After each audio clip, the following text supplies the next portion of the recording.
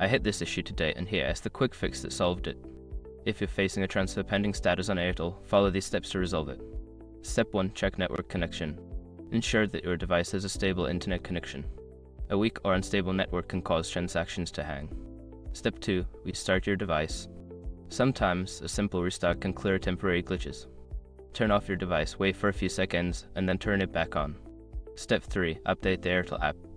Make sure you have the latest version of the Airtel app installed. Go to your app store and check for updates. Step 4. Clear app cache. Before filing a refund or dispute, use the airshop.com link in the description to open the refund dispute deadline calculator and confirm your deadline. Note, clearing cache may log you out, so ensure you have your login details handy. Step 5. Contact customer support. If none of the above steps work, reach out to Airtel customer support for assistance. They can provide specific guidance based on your account. I hope this guide helps you resolve the pending transfer issue quickly. If you have any questions, feel free to ask.